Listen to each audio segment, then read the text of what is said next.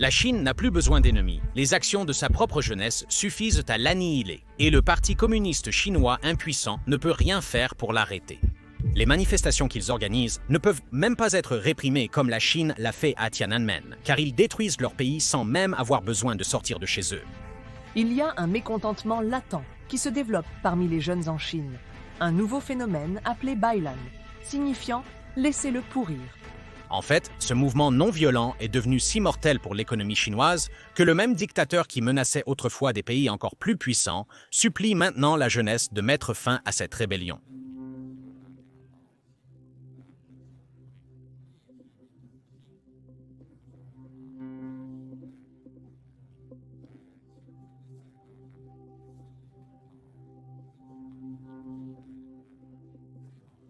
Les dénonciateurs du Parti communiste chinois disparaissent. La vérité est muselée, mais il est trop tard. La police a inondé les rues pour écraser un soulèvement remarquable dans les grandes villes chinoises.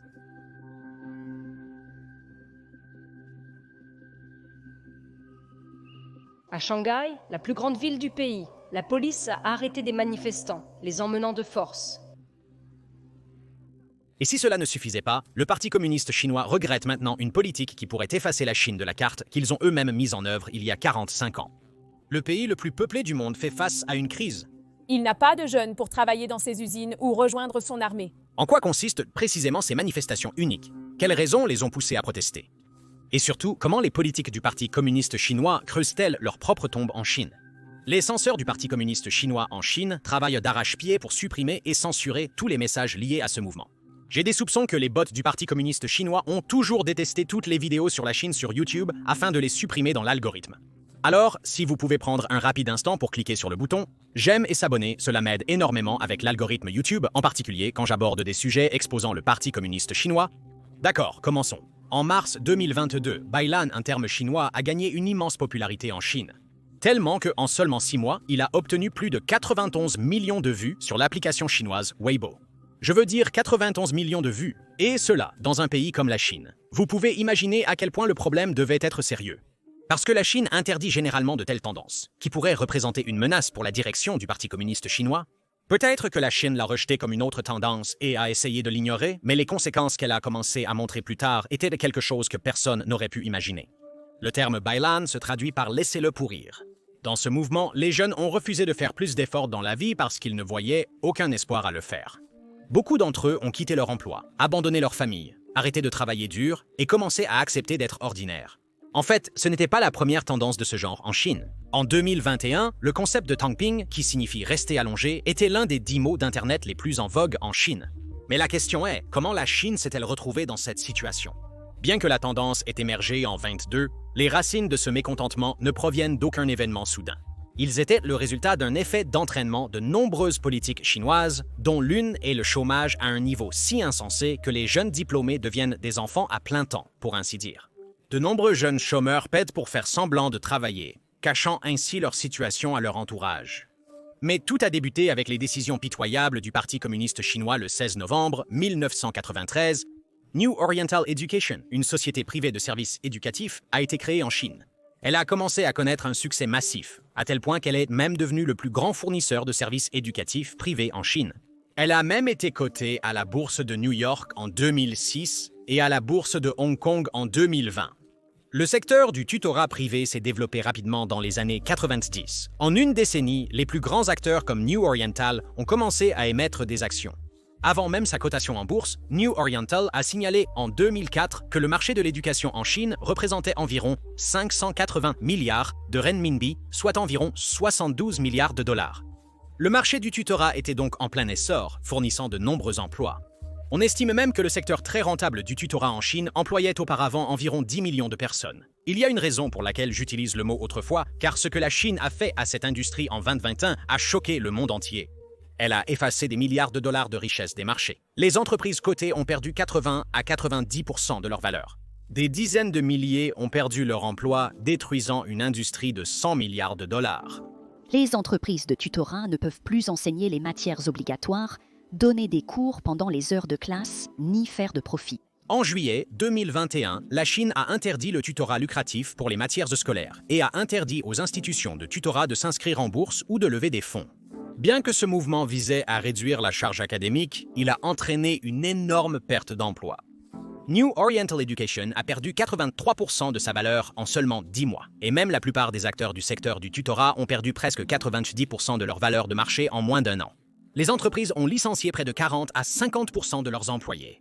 Si nous ne considérons que les 7 premières entreprises cotées, 206 000 personnes ont perdu leur emploi.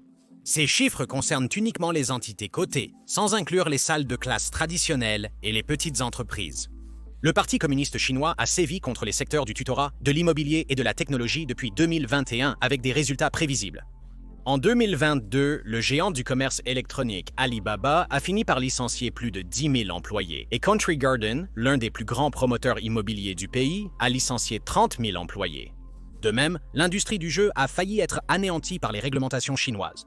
En 2019, la Chine a limité le temps de jeu en ligne des mineurs à 1h30 en semaine, 3h le week-end, et l'a interdit entre 22h et 8h. Ils ont même plafonné combien les enfants pouvaient dépenser en articles en jeu, le limitant à 28 à 57 $ par mois en fonction de leur âge. En 2021, la Chine a limité le temps de jeux vidéo des moins de 18 ans à 3 heures par semaine. Cette fois, la Chine a suspendu les approbations de nouveaux jeux vidéo pendant environ 8 mois, portant un coup dur aux entreprises du secteur. Les géants ont pris des coups temporaires, mais les petits studios, un coup permanent. Cela a tellement frappé le petit joueur qu'environ 14 000 petits studios et entreprises de jeux vidéo se seraient désinscrits au second semestre de 2021. En 2022, ByteDance et Tencent ont chacun licencié 5 500 employés en raison de la baisse des ventes. Mais même après tout ce chaos, la Chine n'était pas satisfaite. Juste 2 ans plus tard, en 2023, le régulateur des jeux vidéo de Chine a annoncé de nouvelles règles préliminaires pour les jeux en ligne qui ont déclenché une vente massive d'actions de jeux. Suite à cette réaction impulsive, des entreprises comme Tencent, NetEase et Bilibili ont perdu plus de 80 milliards de dollars en valeur marchande le jour même de l'annonce de la Chine. Pour limiter les dégâts, la Chine a entamé une révision de ses règles de jeu. Bien que l'intention de la Chine était de lutter contre l'addiction au jeu, sa manière de le faire était en réalité pathétique. Car au lieu d'apporter des changements graduels, elle a brusquement bouleversé l'industrie du jeu. C'était une grande affaire car la Chine était et reste le plus grand marché de jeux vidéo mondial avec 668 millions de joueurs dépensant en moyenne 453 yuan, environ 63 $, chacun sur les jeux vidéo en 2024. Mais ces chocs soudains étaient un cauchemar pour l'industrie du jeu. Pourquoi? Parce que le taux de croissance annuel a soudainement diminué de 7,28% en 2018 à seulement 2,5% en 2019, la même année où la Chine a introduit des réglementations. Lorsque la Chine l'a refait en 2021, cela est descendu à seulement 0,22% de 3,7% en 2020 et en 2024, il se situe à seulement 0,9%. Imaginez un instant la mère qui subvenait aux besoins de sa famille grâce au tutorat, le jeune diplômé qui venait de décrocher un emploi dans une de ces entreprises, les investisseurs qui ont perdu leur fortune et les fondateurs qui ont donné corps et âme pour bâtir ces sociétés. Tout a été effacé rapidement. En tant qu'entrepreneur débutant, vous sentiriez-vous confiant de lancer une start-up dans ce contexte? Non, n'est-ce pas? Parce que vous ne savez jamais quand vos années de dur labeur pourraient être effacées en quelques secondes seulement. De même, les employés éprouveraient un sentiment similaire, non? C'est l'un des principaux facteurs de mécontentement chez les jeunes. Mais ce n'est pas la cause profonde de la rébellion. En 1949, lorsque la Chine a obtenu son indépendance, c'était un pays extrêmement pauvre. Si pauvre qu'en 1990, il avait un taux de pauvreté stupéfiant de 66,3%, des millions de personnes sont mortes de faim et il avait un produit intérieur brut par habitant de seulement 90 $. Mais ce que la Chine a fait au cours des 5 décennies suivantes n'a rien de moins qu'un miracle. Avance rapide à 2024. Le produit intérieur brut par habitant de la Chine a augmenté de 154 fois pour atteindre 13 870 et il devrait atteindre 17 500 d'ici 2029. Une croissance de 154 fois, vous avez bien entendu. En fait, la Chine est même devenue la 2e plus grande économie du monde, avec un produit intérieur brut de 19,5 billions. Et le Fonds monétaire international a même prévu que le produit intérieur brut de la Chine atteindrait 27,5 billions d'ici 2028. De plus, le taux de pauvreté a diminué de 66,3% en 1990 à seulement 0,3% en 2018. Et d'ici 2020, la Chine a affirmé avoir complètement éradiqué la pauvreté à 0%. Oui, et je veux dire quand je dis que la Chine a affirmé cela. Parce qu'une recherche d'experts, non pas des États-Unis ou d'Europe, mais d'une université chinoise, a indiqué qu'environ 65% de la population du pays se situe en dessous du niveau de revenu moyen. Cela signifie qu'environ 900 millions de personnes vivent avec un faible revenu que le professeur a défini comme gagnant moins de 3000 yuan ou environ 412 par mois. En fait, l'ancien dirigeant chinois Li Keqiang a même déclaré que 600 millions de personnes, soit environ 40% de la population de la Chine, gagnent juste environ 1000 yuan ou environ 137 $ par mois. Mais quoi qu'il en soit, ce que la Chine a accompli toutes ces années est louable, mais qui aurait imaginé que la même culture du travail acharné commencerait lentement à tuer la Chine de la manière la plus méchante. Pendant les années difficiles, les générations plus âgées ont travaillé très dur, créant une culture de longues heures de travail en Chine. Ainsi, les Chinois travaillent officieusement de 9h à 21h, 6 jours par semaine, encore aujourd'hui. C'est ce qu'on appelle la culture de travail 996 en Chine, qui équivaut à 72 heures hebdomadaires. En comparaison, la semaine de travail moyenne est de 40 heures aux États-Unis. Selon les lois du travail en Chine, une journée standard est de 8 heures avec un maximum de 44 heures hebdomadaires, mais ils travaillent en réalité près de 28 heures de plus que les normes. Une partie de la raison est cette concurrence serrée sur le marché du travail chinois, dont nous discuterons bientôt, mais cette culture est tellement ancrée qu'un employé chinois se sentirait presque exclu s'il part avant 9 heures du soir. Les jeunes générations en Chine rejettent cela. Ils préfèrent des modes de vie plus flexibles, ayant découvert d'autres possibilités. Mais que faire s'ils n'ont pas la possibilité de le faire? Imaginez que vous travaillez 12 heures par jour, 6 jours par semaine. Ah, comme les Chinois, vous en avez marre, mais vous ne pouvez pas démissionner. En fait, selon un dirigeant chinois, Li Qiang, de nombreuses entreprises chinoises demandent même à leurs employés de travailler 16 heures par jour, 6 ou 7 jours par semaine. Imaginez que votre santé et vos relations se détériorent faute de temps à leur consacrer. Étrange, non? Mais c'est ce qui se passe avec tant de jeunes Chinois. La majorité d'entre eux sont piégés dans cette culture toxique, même s'ils désirent la quitter, en raison d'une dure vérité que la Chine a dissimulée au monde. Le chômage des jeunes a atteint un nouveau record en mai de 20,8 %. C'est en hausse par rapport à 20,4 % le mois précédent. En août de 2023, le gouvernement chinois a publié une pièce de données choquante, selon laquelle un record de 21,3 % des jeunes Chinois étaient au chômage. Même le taux de chômage global était de 5,1 % en décembre de 2024. Face à ces chiffres horribles, le Parti communiste chinois a décidé de les éradiquer. En réalité, ils ont suspendu la publication du taux de chômage des jeunes urbains pendant 6 mois. C'était la solution chinoise typique pour ce problème. Mais lorsque la Chine a recommencé à le publier, c'était un véritable miracle. Lorsqu'elle a publié les derniers chiffres après 6 mois en décembre 2023, il a chuté à seulement 14,9 %. Et bien qu'il ait atteint 18,8 % en août de 2024, il est devenu stable à 15,7 % en décembre 2024. Comment la Chine a-t-elle accompli ce miracle économique? En fait, elle a adopté une astuce simple, une méthodologie pour exclure les étudiants dès décembre 2023. Cette nouvelle méthodologie exclut les étudiants universitaires, ce qui pourrait masquer une situation de chômage plus grave que ne le montrent les chiffres. La Chine était donc très prudente sur la question du chômage et faisait tout pour dissimuler le problème, mais à quel point? C'était un problème si sensible que personne n'était même autorisé à critiquer. En Chine, personne n'a le droit de critiquer aucun problème, mais celui-ci est particulièrement dérangeant. Zhu Hongpeng, 55 ans, a critiqué le ralentissement économique de la Chine et remis en question le leadership de Xi Jinping. Mais étonnamment, il n'a pas fait ses remarques devant une grande foule, ce que évidemment personne n'oserait faire, mais il a fait ses remarques dans un groupe privé WeChat. Depuis, il a disparu depuis avril 2024. La Chine a sa propre vision de la liberté d'expression. Zhu Hongpeng n'était pas un citoyen ordinaire. Il était, ou je peux espérer dire qu'il est, un directeur adjoint de l'Institut d'économie dans un groupe de réflexion gouvernementale appelé l'Académie chinoise des sciences sociales ou chinoise des sciences sociales. Le niveau de frustration de la Chine peut être compris par le fait que Zhu n'est plus répertorié sur le site web du chinoise des sciences sociales, et les sites web liés à son travail ont également été retirés en ligne. Le débat sur le chômage demeure sensible sur Internet et les réseaux sociaux en Chine. Un commentaire sur la faible consommation de la Chine, le chômage et la jeunesse découragée par le chef économiste de la Chine, Gao Xiaowen, en 2024 a été supprimé par les censeurs d'Internet de la Chine.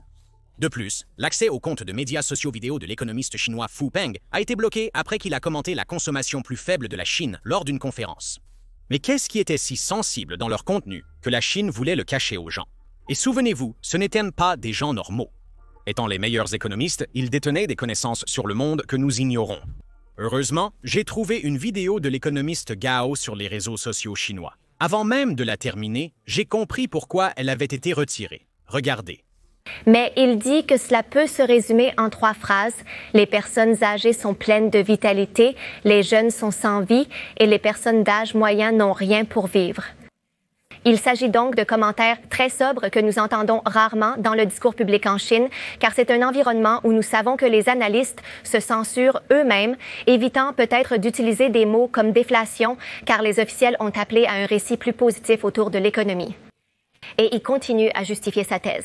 Il a dit que les personnes âgées dépensent parce qu'elles reçoivent une pension régulière, mais que les jeunes, leurs attentes en matière de revenus diminuent. Donc, ils retiennent cela. Et il a également dit que le marché du travail est pire que ce que disent les données officielles. Il estime qu'il y a environ 47 millions de travailleurs migrants qui ont quitté les villes, sont retournés dans leur province d'origine parce qu'ils ne peuvent pas trouver d'emploi dans les villes. Et ils ont pratiquement disparu des données car les données ne capturent que le chômage dans les zones urbaines. Ainsi, après avoir quitté les villes, ils ne sont plus comptabilisés dans les données. Il a également affirmé que le produit intérieur brut a été surestimé de 3 points de pourcentage annuellement ces 3 dernières années. Selon lui, le chiffre cumulé a été surestimé de 10% ces 3 dernières années. Ceci est basé sur son analyse comparant les données de croissance par rapport à l'investissement, la consommation et les données de la main-d'œuvre. Oui, vous avez bien entendu. Selon Gao, environ 47 millions de travailleurs migrants qui ont quitté les villes sont retournés dans leur province d'origine parce qu'ils ne peuvent pas trouver d'emploi dans les villes, ont disparu des données sur le chômage parce que les données ne capturent le chômage que dans les zones urbaines. Les données sur le chômage sont donc bien pires qu'annoncé précédemment. Il a également mentionné que le produit intérieur brut a été surestimé par rapport au produit intérieur brut réel de 3 points de pourcentage par an au cours des 3 dernières années, c'est-à-dire de 2021 à 2024, soit une surestimation cumulative de 10 points de pourcentage. Ces chiffres étaient basés sur son analyse comparant les données de croissance par rapport à la consommation d'investissement et aux données de la main-d'œuvre. Il a dit que les personnes âgées sont pleines de vitalité, les jeunes sont sans vie et les personnes d'âge moyen n'ont rien pour vivre. Mais pourquoi dirait-il cela? Il a mentionné un fait étrange. La croissance de la consommation est plus forte dans les provinces avec des populations âgées et plus faible dans celles avec des populations jeunes. Mais c'est parce que les personnes âgées dépensent plus parce qu'elles reçoivent des pensions régulières, mais les jeunes retiennent leurs dépenses parce que leurs attentes en matière de revenus diminuent. Vous connaissez désormais la situation délicate de l'emploi en Chine. C'est pourquoi la plupart des jeunes Chinois n'ont pas d'autre choix que de continuer avec la culture de travail 996, simplement parce qu'il n'y a pas assez d'emplois et qu'ils n'ont pas d'autre choix que de continuer avec leurs emplois actuels. En fait, la concurrence devrait s'aggraver à tel point que les mêmes universités chinoises, qui ont produit 9 millions de nouveaux diplômés en 2021, produiront 11,8 millions de diplômés en 2024, et on s'attend à ce qu'elles produisent un nombre record de 12,22 millions de diplômés en 2025. La concurrence devient de plus en plus féroce, expliquant pourquoi plus d'un jeune travailleur sur 5 est au chômage en Chine. Cela est en partie dû au mouvement Bailan, où la plupart des jeunes Chinois refusent les emplois aux conditions de travail difficiles. Cela a aussi mené à une hausse du chômage des jeunes. Cependant, cela s'explique aussi par un manque d'emplois sur le marché. La situation pourrait s'aggraver à tel point qu'un économiste de l'université de Pékin estime que près de la moitié de tous les jeunes Chinois pourraient être sans emploi. Cela inclut désormais ceux qui choisissent de rester inactifs. Mais vous pouvez imaginer à quel point la situation pourrait empirer. Et la situation est si mauvaise maintenant que les jeunes diplômés acceptent des emplois étranges, et je veux dire extrêmement étranges, comme celui-ci.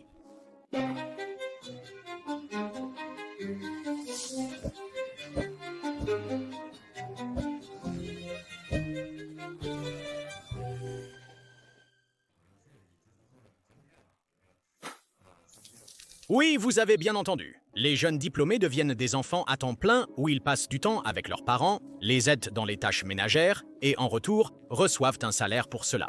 Pour ajouter à mon trouble, j'ai découvert une autre chose folle que font les jeunes chômeurs en Chine. Ils paient littéralement de l'argent pour montrer qu'ils ont des emplois. Oui, c'est difficile à digérer, mais la Chine a vu l'émergence d'une tendance inhabituelle où les entreprises offrent des services de simulation de travail pour aider les individus sans emploi à cacher leur situation à leurs familles et à leurs amis. Pour une redevance quotidienne de 31 $ ou 4 $, ces services offrent un espace de bureau, le déjeuner et même de fausses stations de travail avec ordinateur et téléphone. Certains fournisseurs vont même jusqu'à proposer des forfaits patrons où les clients peuvent poser dans un fauteuil en cuir et prendre des photos. J'ai tenté de corréler le lien entre le chômage, la culture du travail acharné et le mouvement Bailan. Après avoir étudié plusieurs cas, j'ai été bouleversé par la détresse de la jeunesse chinoise impuissante. Voici ce que j'ai découvert. Lors d'une interview avec Consumer News and Business Channel, Crystal Guo, 30 ans, a affirmé être la première victime de la répression chinoise sur le système de tutorat privé. Après 6 mois de recherche acharnée, elle a finalement décroché un poste dans l'immobilier. Son département entier a été licencié en seulement quelques mois. Elle a tenté de trouver un autre emploi, mais c'était au moment où le secteur technologique annonçait aussi des licenciements. Alors, elle a finalement décidé d'abandonner et a décidé de fuir la réalité en s'allongeant à plat. Pour subvenir à ses besoins quotidiens et financer d'autres passions, elle a occupé des emplois à temps partiel durant son temps libre. C'est le cas de millions de jeunes Chinois, et Dali est l'exemple parfait de cela. Des dizaines de milliers de jeunes vivent à Dali dans le Yunnan pour une excellente raison. Dali a attiré beaucoup de monde, en particulier des jeunes qui sont stressés, fatigués ou qui pensent différemment de la société. Selon l'entrepreneur Gao, les rêveurs et les décrocheurs viennent à Dali depuis des décennies, mais leur nombre a augmenté pendant la pandémie. Dali, avec une population de 3 600 000, compte 100 000 personnes à l'esprit alternatif, et les jeunes qui se laissent aller en font une grande partie. Vous pouvez vous demander pourquoi seulement Dali. Ce graphique montre que le coût de la vie à Dali est presque un tiers inférieur à celui des plus grandes villes chinoises. Même en campagne, les gens font le strict nécessaire au quotidien, répétant la même routine chaque jour. Ils utilisent le mouvement Bailan comme une forme d'évasion. Mais il y a une autre raison, peut-être plus forte, derrière cela. Shengjialia, chaque société a certaines attentes sociétales, en particulier envers les jeunes. En Chine, on l'appelle Chengjialia, ce qui signifie établir une famille et une carrière. Désormais, l'achat d'un appartement est également inclus et est lié à leur statut social en Chine. L'acquisition de biens immobiliers est donc considérée comme une réussite chez les jeunes. Mais encore une fois, les prix des maisons ont tellement augmenté qu'acheter une maison à Shanghai et à Pékin est devenu presque impossible pour le jeune Chinois moyen. Les prix sont si élevés que les prix moyens des logements sont presque 12 fois plus élevés que les revenus moyens en Chine. C'est la raison pour laquelle les jeunes Chinois ont refusé de céder à cette pression sociétale, simplement parce que ce serait un piège financier pour la plupart d'entre eux. Ainsi, tous ces facteurs combinés ont porté un coup sévère à la chose la plus importante, le moral. Des mouvements comme Tangping et Bailan ne nuisent pas seulement à l'idéologie du rêve chinois de Xi Jinping, mais auraient également un impact considérable sur l'économie chinoise. Regardez cela. C'est la croissance de la productivité du travail en Chine. La moyenne pour chaque année est presque de 7%, mais après 21-21, elle a presque chuté à 4%. Je sais qu'il y a beaucoup d'autres raisons majeures à cela, dont nous discuterons certainement, mais le mécontentement croissant a certainement joué un rôle dans cela. Même dans ces graphiques, on observe une baisse de l'indice de confiance des consommateurs et un net recul des ventes au détail en Chine. C'est parce que le chômage augmente, les jeunes Chinois sont sans emploi, et c'est pourquoi ils dépensent moins. La baisse des dépenses entraînera une diminution de la demande, une réduction de la production des entreprises et, par conséquent, des licenciements ou une création d'emplois moindre. Ce cercle vicieux continuera d'affecter la Chine à moins que le Parti communiste chinois ne prenne des mesures solides pour contrer cela. Vous pourriez penser que la baisse de la consommation intérieure en Chine n'a pas d'importance, car elle vend au monde entier et poursuivra sa croissance. Mais est-ce vraiment le cas? Je pensais pareil jusqu'à ce que je trouve cet article de recherche. En 1995, seulement 3 entreprises chinoises figuraient sur la liste Fortune 500. Mais en 2023, ce nombre a augmenté à un stupéfiant 142, ce qui est le plus élevé pour n'importe quel pays. Maintenant, bien que cela soit impressionnant, les plus grandes sociétés d'État ou entreprises d'État de la liste, à savoir 1. State Grid Corporation of China, 2. China National Petroleum Corporation, 3. China Petrochemical Corporation, ont généré plus de 85% de leurs revenus à l'échelle nationale en 2018. C'est quasi identique pour les entreprises privées. Ainsi, la plupart des entreprises chinoises du classement Global 500 seraient vulnérables à un fort ralentissement de l'économie nationale. La Chine montre des signes de ralentissement, dont un si surprenant qu'il est difficile à croire au premier abord. L'économie chinoise souffre du contraire, la déflation. Les prix à la consommation ont baissé en juillet pour la première fois depuis plus de 2 ans. Effectivement, vous avez bien compris, la Chine est touchée par la déflation, alors que le reste du monde fait face à l'inflation. Tout devient cher, même si les prix à la consommation en Chine ont chuté à leur rythme le plus rapide en 15 ans. Si les prix baissent en Chine, c'est un bon signe, non? Les fondements de l'économie sont l'offre et la demande. Si l'offre augmente sans une hausse équivalente de la demande, les prix baissent, et inversement. Donc la raison pour laquelle il y a de la déflation en Chine est parce que la demande a considérablement diminué. C'est parce que les gens et les entreprises ne dépensent pas beaucoup en Chine. La Chine, deuxième économie mondiale, peine à stimuler la demande, faisant face à une déflation unique parmi les grandes puissances économiques. Comme discuté, cela alimenterait à nouveau le cercle vicieux où une baisse de la demande entraîne une baisse de la production. Cela entraîne moins d'emplois et donc l'insatisfaction des jeunes. Bien que des prix plus bas semblent bénéfiques pour les consommateurs, une déflation prolongée peut freiner les dépenses et investissements, pénalisant l'économie. Les nouveaux tarifs de Trump sur les produits chinois nuiront davantage à l'économie de la Chine. Mais parmi tous ces problèmes, il y a un problème majeur qui n'est pas l'économie, le chômage ou le produit intérieur brut, mais quelque chose d'encore plus important et alarmant. En fait, ce facteur dont je parle est si crucial qu'il a brisé de nombreux pays et hante encore de nombreux pays du monde. Les dirigeants essaient de trouver des moyens de lutter contre ce que de nombreux économistes ont décrit comme une bombe à retardement démographique. Il s'agit ni plus ni moins que du problème de la population. La Chine a désespérément poussé ses citoyens à se marier et à avoir des enfants, et a même offert des incitations pour cela, mais a tout de même échoué. Même l'Amérique coquine a échoué à rendre les Chinois coquins. Mais pourquoi ne se marient-ils pas? Et comment cela tue-t-il la Chine? La Chine compte une population de 1,4 milliard d'habitants. Parmi ceux-ci, un énorme 280 millions ont plus de 60 ans, donc près d'1 sur 5 a plus de 60 ans en Chine. En fait, la Chine abrite désormais la plus grande population de personnes âgées au monde. Contrairement à la Chine, le Japon, la Corée du Sud, l'Italie et de nombreux autres pays font face à ce problème. Contrairement à la plupart des pays où les faibles taux de fécondité s'expliquent par le coût élevé d'élever des enfants, la Chine présente un cas totalement différent. Les jeunes des autres pays l'ont fait de leur propre gré. Mais en Chine, cela a été imposé par le gouvernement avec une politique draconienne appelée la politique de l'enfant unique. La population de la Chine est passée de 540 millions en 1949 à 969 millions en 1980. Bien que la population augmentait rapidement, la production agricole à la fin des années 1900 n'a pas suivi ce rythme. La production alimentaire était insuffisante pour nourrir toute la population. Pour contrôler ces chiffres explosifs et pour éviter une famine à travers la nation, la politique de l'enfant unique a été mise en place en 1980. Bien que cela ait permis de contrôler la population, les conséquences de cette politique ont hanté la Chine des décennies plus tard, lorsque la population vieillissante augmentait à un rythme alarmant et qu'il n'y avait pas assez de jeunes pour les remplacer. En fait, selon un rapport, d'ici à 2035, on estime que 400 millions de personnes en Chine auront plus de 60 ans, ce qui représentera près de 30% de la population. C'est tellement énorme que cela représenterait presque l'ensemble de la population actuelle du Japon, de la Corée du Sud, de l'Italie, du Canada et de la Russie réunis. Ce graphique montre l'augmentation significative du pourcentage de la population de 65 ans et plus, passant de 9,7% en 2013 à 15,4% en 2023. Ce changement frapperait également l'économie chinoise. D'ici 2050, les dépenses publiques de retraite de la Chine devraient représenter environ 9% du produit intérieur brut du pays, qui est encore de 5,4% en 2023.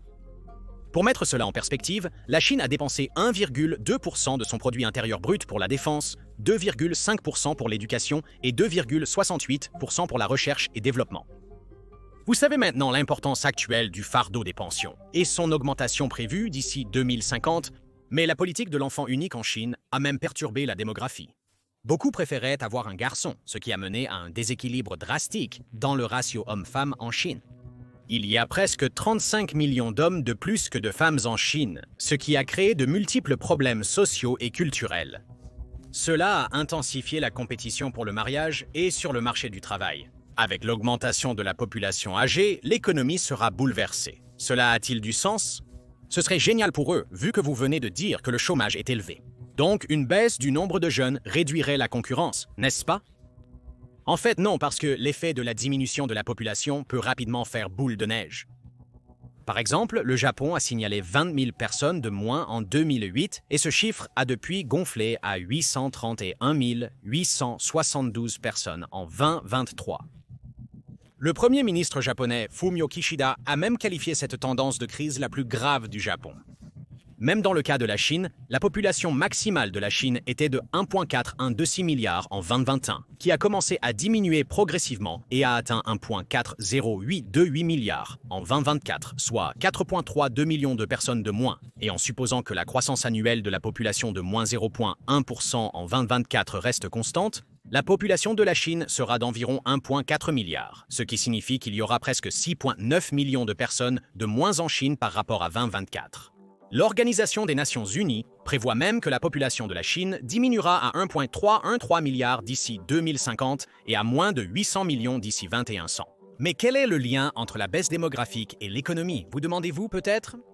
Selon une étude, la baisse de la population active entraîne une diminution des revenus des entreprises et, au final, de l'économie nationale. Les travailleurs d'un pays sont ses plus grands consommateurs. Je ne fais pas que le supposer. Plusieurs études de cas montrent une corrélation entre une économie en baisse et une population âgée en augmentation. Le Japon illustre parfaitement ce phénomène. Ce graphique présente la baisse de la population active japonaise. Avec le déclin de la population active, la consommation intérieure et le nombre d'entreprises japonaises dans le classement Fortune 500 ont commencé à baisser. Selon une étude, il existe une corrélation de 94% entre la baisse de la population active et le retrait des entreprises japonaises du Global 500. Après avoir effectué des recherches supplémentaires, j'ai découvert que de 2000 à 2023, les entreprises japonaises du Fortune 500 sont passées de 107 en l'an 2000 à seulement 41 en 2023. C'est presque une baisse de 62%. En fait, de l'an 2000 à seulement 41 en 2023. C'est presque une baisse de 62%. En fait, dans les années 60 et 70, le Japon avait un taux de fécondité moyen de 2, qui a maintenant diminué à seulement 1,3 au cours de la dernière décennie. Et selon les experts, un taux de fécondité de 2,1 enfants par femme assure une population globalement stable. Cela se reflète même dans la croissance du produit intérieur brut japonais. Si nous calculons la croissance moyenne du produit intérieur brut de 2015 à 2023, cela ne représente que 0,6%. Les données de Statista prévoient même que ce taux de croissance tombera à seulement 0,45% en 2029. C'est aussi le cas en Corée du Sud, où le 1,1%. La croissance moyenne du produit intérieur brut sur 10 ans avoisine les 2,5%. Et même dans ce cas, il est prévu de tomber à seulement 2,03% en 2029. En fait, ce schéma a été observé pour presque tous les autres pays avec une population en baisse. Maintenant, vous pourriez soutenir que ces pays croissent lentement parce qu'ils ont déjà tellement grandi qu'il n'y a presque plus de place pour la croissance maintenant.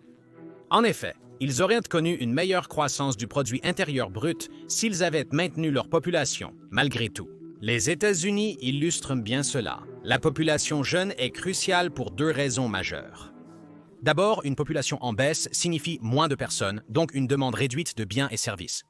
Cela crée une pression baissière sur les prix, entraînant une déflation qui augmente les risques de ralentissement économique ou de récession. La Chine fait face à ce défi actuellement. Le déclin démographique impacte à la fois l'offre et la demande économique. Donc, en général, du côté de l'offre, une diminution de la population entraîne une réduction de l'offre de travail et de la production. Du côté de la demande, une baisse démographique réduit la demande en biens de consommation, services et logements. Ainsi, l'ensemble du marché intérieur des biens et services s'effondre. Et deuxièmement, le pays se retrouve avec moins de travailleurs car plus de personnes prennent leur retraite. Comme nous l'avons vu, cela entraîne un déséquilibre. Les recettes fiscales du gouvernement diminuent alors que les dépenses pour les retraités augmentent. Alors, que fait la Chine pour résoudre ce problème? La Chine, consciente de l'ampleur du problème, a décidé de mettre fin à la politique de l'enfant unique en 2016. Il était peut-être trop tard à ce moment-là pour une bonne raison. À partir de début 2016, toutes les familles ont été autorisées à avoir 2 enfants. Le taux de fertilité en 2016 était de 1,67, qui s'est amélioré à 1,69 en 2021, mais il était toujours inférieur au taux de fertilité standard de 2,1. C'est pourquoi le Parti communiste chinois a officiellement adopté une loi en août 2021 qui permettait aux couples mariés d'avoir jusqu'à 3 enfants. Mais même après avoir autorisé 3 enfants, le taux de fertilité n'a atteint que 1,7%. Cela a les mêmes raisons pour lesquelles même les Coréens et les Japonais n'ont pas assez d'enfants. Pourquoi? Le coût élevé de la garde d'enfants et de l'éducation, l'incertitude de l'emploi et un ralentissement économique ont dissuadé de nombreux jeunes Chinois de fonder une famille et même de se marier. En fait, le fait que les gens ne se marient pas en Chine est devenu un si gros problème en Chine que, mais selon les données de 2023, les premiers mariages ont chuté de près de 56% au cours des 9 dernières années. Pour y remédier, la Chine a lancé une campagne nationale visant à inciter les célibataires à sortir, se marier et avoir des enfants. Mais étonnamment, la plupart des jeunes sont trop occupés pour sortir à cause de la concurrence intense et laissent les jeunes adultes en Chine sans temps libre pour sortir.